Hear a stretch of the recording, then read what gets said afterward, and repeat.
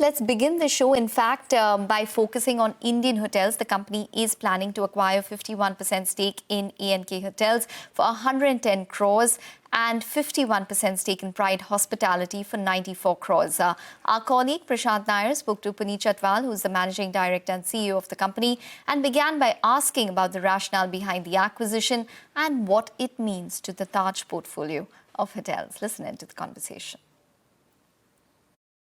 We are very pleased with this step that the organization has taken, and this positions Ginger brand, which was launched with a lot of elan 20 years ago, and this is a most important milestone in its journey to get to a portfolio of 250 hotels, makes it the market leader in the mid-market segment, and a brand that will address the needs and wants of the larger market in India of approximately 400 to 500 million people in a few years from now, and covering a lot of destinations, especially the tier 2, tier 3 markets.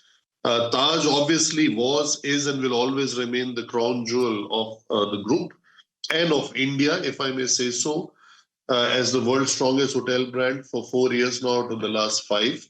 And India's strongest brand across all sectors. But now, with the positioning and the reimagination of Ginger, we are very, very pleased with this development. And it takes us to not only 250 hotels portfolio, but it will take us to a brand that will, together with its all-day diner with Human, will start redefining the mid-market space and how this space will look like in the years to come.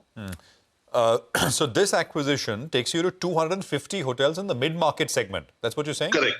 Okay. That's correct. Because and 550 in all. So we crossed 55,000 rooms, 550 hotels, which we have given the guidance for 2030 under our Accelerate 2030 of 700 hotels with a ROCE of 20%. 700 hotels in total, 500 operational by 2030. That is correct. So, and this will sit where, sir? Between the, somewhere between the Ginger brand, below the Vivanta brand? Below Gateway and Vivanta, but it will not, the whole endeavor and the aspiration is to convert the majority of the portfolio into Ginger. So ANK or Pride are the management companies which we have taken a majority stake into, but with the very clear goal of converting that portfolio into the Ginger branding. Right. So there will be a rebranding exercise. There will be a rebranding exercise over the next 18 months. Some will take 18 months, some will take 3 to 6 months. The hotels under development can be easily changed. That's not an issue. Some may not fit in and might have to exit. So that's, we'll do it case by case. A team has been appointed, which will start work early next week on this journey. We'll have a, kind of a conference with all the owners. And it's a very normal process, happens all over the world with the brands. And a journey that does not happen overnight. It's a process which will take up to 18 months. Not for all, but for some 18 months, for some, as I said, 3 months, for some 6 months. But that work will have to be done. Got it. So just a quick point, there are the 135 hotels in total, right? The portfolio, and 80 That's are correct. Operational. That's correct. Okay. And this entire, so this is 135 plus what you operate currently gets you to 250. That is absolutely right. Okay. Could you talk to us about tariffs, where the Ginger hotels operate at, what they, the ARR and where this portfolio operates at? The majority of the Ginger hotels operate somewhere between 3,500 to 6,500 rate. There are certain outliers which could be below 3,500, like a Ginger in Chanakyapuri in Delhi is at around 9,000 plus. So those are like the outliers, but the majority of the portfolio, depending on a tier 1, tier 2, tier 3 city, is between 3,500 to 6,500.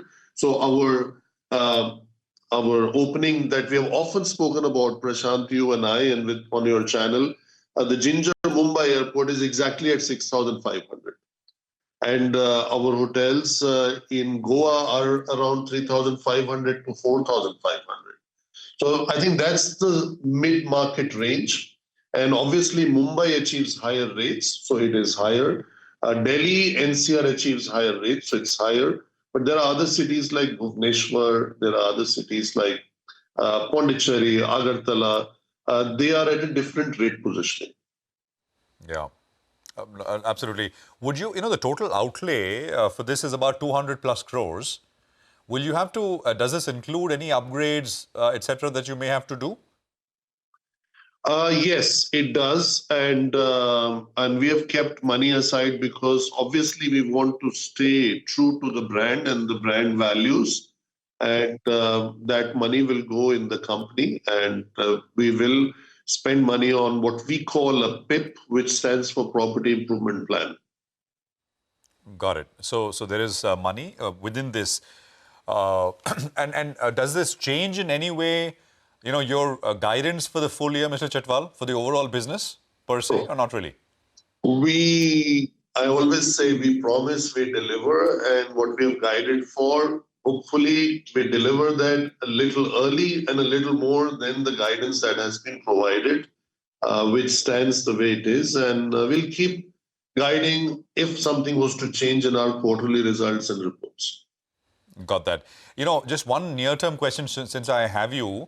How was, you said that Q2 momentum should sustain, even though, July was a high base. Is that panning out as we are in the quarter now? And is August turning out to be a strong month? Yes, the second part, August, is turning out to be a strong month. The outlook for September is also very strong, but it would be fair to say that the sector has been able to overcome the challenges posed by the unfortunate incident in Kashmir, followed by Operation Sindoor, then the airline accident, or the Middle East geopolitical tension between Iran and Israel.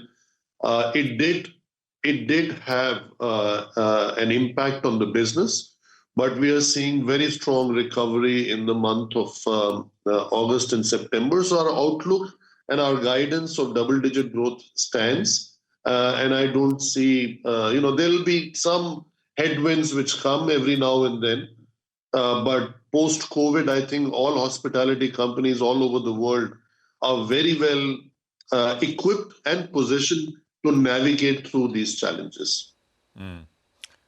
Got that. And